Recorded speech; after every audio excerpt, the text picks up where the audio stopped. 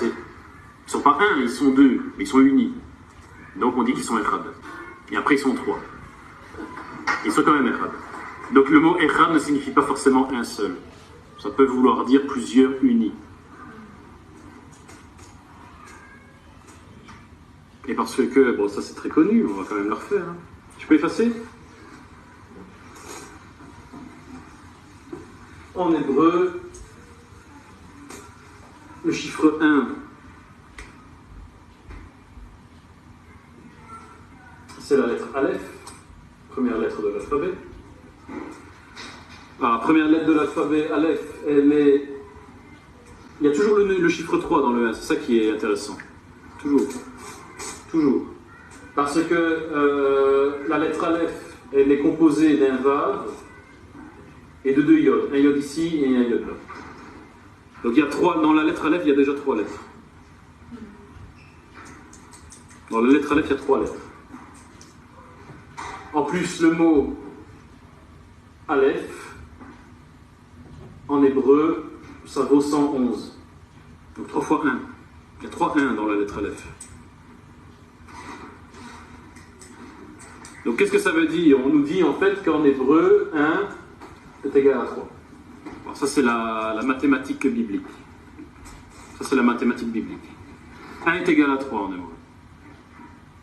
Voilà. Donc il n'y a pas de hasard si le Dieu 1 se révèle en 3. Bah oui, parce que le 1 est égal à 3 en hébreu, donc c'est tout à fait normal. Voilà. En plus l'Aleph, comme on a dit, hein, il est composé de un Yod et un Vav, deux Yod et un Vav. Ben, le Vav en hébreu, dans la tradition hébraïque, il est lié au Fils de Dieu.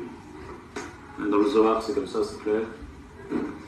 Alors que les deux Yod, ils symbolisent le Père et ce que les kabbalistes appellent, c'est-à-dire le Saint-Esprit en fait. Vous avez un, mais trois. Et qui trois? Ben, le Fils, le Père et le Saint-Esprit. Voilà. Il n'y a aucun... Les chrétiens n'ont rien inventé sur la Trinité, tout ça. C'est des concepts juifs qui ont été un peu réinterprétés d'une certaine manière, mais ce sont des concepts juifs qui sont parfaitement enseignés dans la tradition juive.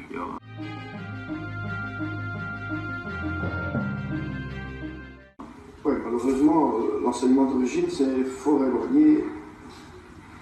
Mais le problème, c'est que les chrétiens, ils ont repris ça des Nazaréens, parce que c'est eux qui ont fait la transmission. Les Juifs, ils gardaient ça pour eux. Les Nazaréens, eux, ils connaissaient ces choses-là, ils les ont transmis aux païens nouveaux convertis. Une partie d'entre eux sont devenus ensuite des chrétiens en s'éloignant de la Torah et de la tradition hébraïque, et puis ils ont réinterprété ça de manière gréco-romaine.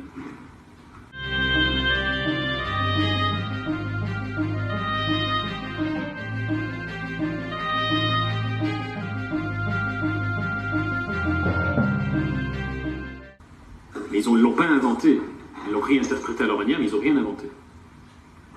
Et le problème, c'est que les talmudistes, à cause du christianisme, une bonne partie d'entre eux ont abandonné cet enseignement.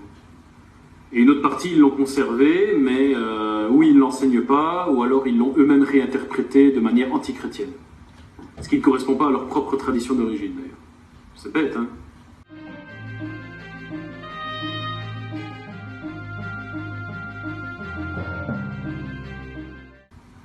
Et donc finalement, il n'y a plus que les Nazaréens pour essayer de conserver cette tradition authentique comme elle était au début. Parce que les chrétiens l'ont abandonné, enfin ils l'ont réinterprété à leur manière.